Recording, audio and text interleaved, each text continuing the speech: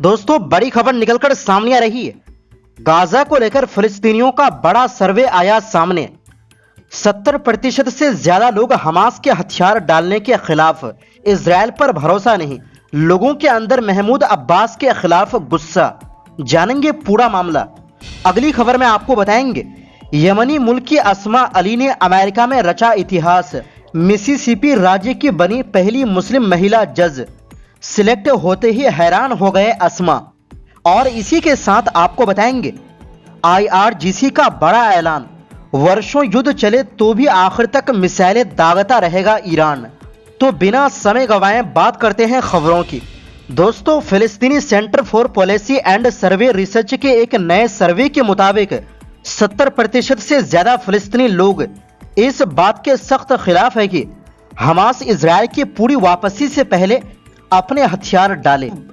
करीब 72% जनता को डर है कि अगर हमास ने पहले हथियार डाल दिए तो इजराइल गाजा में फिर से हमला और नरसंहार शुरू कर देगा। यहां तक कि जब हमास ने अमेरिका समर्थित शांति बोर्ड के एक प्रस्ताव को स्वीकार किया था, तब भी 40% लोगों को यही लगता था कि मौतों का यह सिलसिला यूं ही चलता रहेगा। और बाद में इजराइल ने इस प्रस्ताव को खारिज भी कर दिया। सिर्फ 30% लोगों को उम्मीद है कि हालात सुधरेंगे और गाजा के पुनर्निर्माण का काम शुरू होगा। दूसरी तरफ फिलिस्तीनी जनता अपनी खुद की सरकार से भी बेहद नाराज है। करीब 79% लोग चाहते हैं कि राष्ट्रपति महमूद अब्बास तुरंत अपने पद से इस्तीफा दे दें और 83% लोगों का मानना है कि सरकारी संस्थाओं में भारी भ्रष्टाचार है और 65% लोग इस पूरी सरकारी व्यवस्था को देश की कोई कामयाबी नहीं मानते, बल्कि इसे अपने ऊपर एक बड़ा बोझ मानते हैं। ऐसे माहौल में जब जनता से उनके पसंदीदा नेता के बारे में पूछा गया तो पिछले 20 से भी ज्यादा सालों से इजराइल की जेल में बंद मशहूर फिलिस्तीनी नेता मरवान बरघोती आज भी लोगों की पहली पसंद बने हुए हैं, जिन्हें 39% लोगों का समर्थन मिला है। जबकि हमास के नेता खलील अल हय्या को 16%, मोहम्मद दहलान को 15% और मुस्तफ़ा बरघोती को सिर्फ 6% लोग पसंद करते हैं। अगर आज की तारीख में वहां राष्ट्रपति पद के लिए सीधे चुनाव करा दिए जाए तो मरवान बरघोती को सबसे ज्यादा 54% वोट मिलेंगे, जबकि हमास के नेता खलील अल हय्या को 26% और मौजूदा राष्ट्रपति महमूद अब्बास को सिर्फ 14% वोटों से ही संतोष करना पड़ेगा।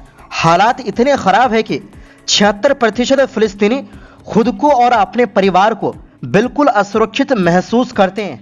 वेस्ट बैंक के इलाके में रहने वाले 87% लोगों को हर पल ये डर सताता रहता है कि इजराइल की बढ़ती बस्तियों की वजह से उनके घर और जमीन छिन जाएंगे। लोगों को इस बात की उम्मीद भी बहुत कम है कि इजराइल के प्रधानमंत्री बेंजामिन नेतन्याहू के हटने या वहां विपक्षी की सरकार आने से उनकी किस्मत बदलेगी।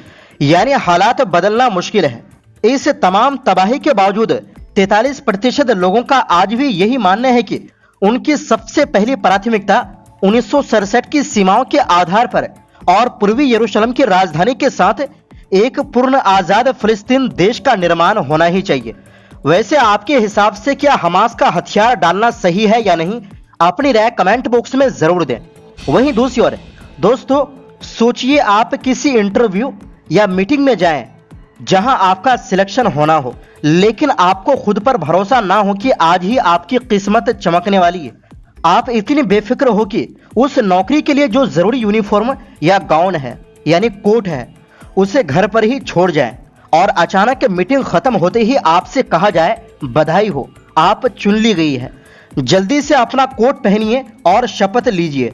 कुछ ऐसा ही फिल्मी और अनोखा वाकया हुआ यमनी मुल्क की अमेरिकी महिला वकील अस्मा अली के साथ।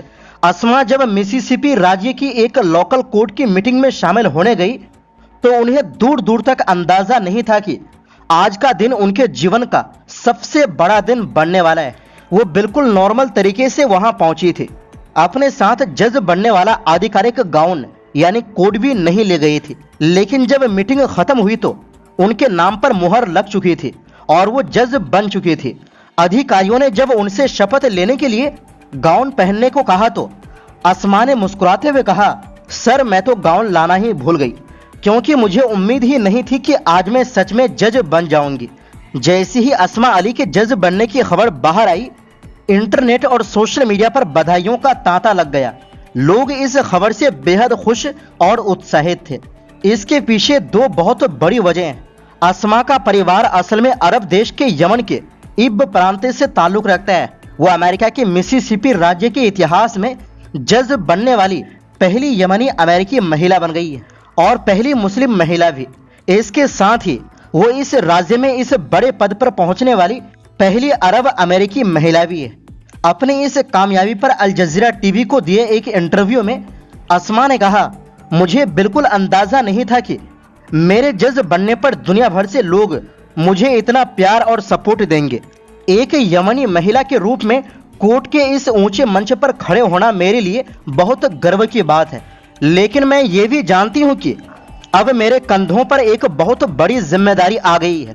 जब उनसे पूछा गया कि क्या उनकी यमनी पहचान या अरब संस्कृति उनके फैसलों पर असर डालेगी, तो उन्होंने बहुत ही खूबसूरत जवाब दिया। उन्होंने साफ कहा, मेरी संस्कृति मेरी ताकत है, लेकिन कोर्ट के अंदर मेरा इकलौता गाइड अमेरिकी कानून होगा। मेरी सबसे पहली ड्यूटी ये देखना है कि कानून का पालन सही से हो और हर इंसान को बिना किसी भेदभाव के इंसाफ मिले। दरअसल अस्मा का जन्म कैलिफोर्निया में हुआ और शुरुआती पढ़ाई भी वहीं हुई। बाद में उन्होंने मिसिसिपी जाकर कानून की पढ़ाई की और करीब 10 साल तक वकील के तौर पर काम किया। इस दौरान उन्होंने ज्यादातर इमिग्रेशन यानी प्रवासियों से जुड़े मामलों की पैरवी की। अब जज बनने के बाद भी वो इमिग्रेशन मामलों में वकालत करती रहेंगी। वहीं जिस नगर पालिका अदालत की वो जज बनी है, वहां आपराधिक मामलों और स्थानीय प्रशासन से जुड़े मामलों की सुनवाई होगी। अस्मा का मानना है कि उनकी ये कामयाबी अमेरिकी समाज की उस खूबसूरती को दिखाती है जहां अगर आप में टैलेंट है तो आपकी बैकग्राउंड मायने नहीं रखती।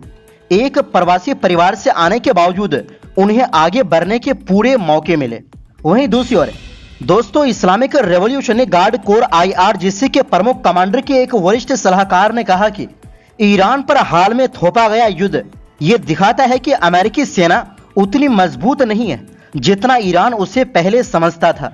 उन्होंने कहा कि अगर ये संघर्ष कई वर्षों तक भी चलता है, तब भी इस्लामिक रिपब्लिक अपने दुश्मनों के ठिकानों पर मिसाइलें दागता रहेगा।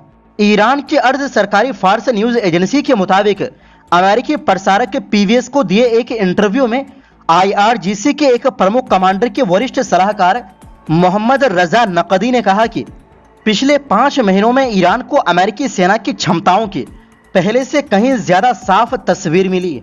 उन्होंने कहा, इन 5 महीनों में हमने ये भी देखा है कि अमेरिकी सेना उतनी मजबूत नहीं है जितना हमने समझा था।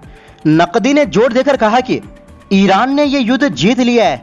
उन्होंने कहा कि युद्ध जितना लंबा चलेगा, ईरान को उतना ही अधिक अनुभव मिलेगा।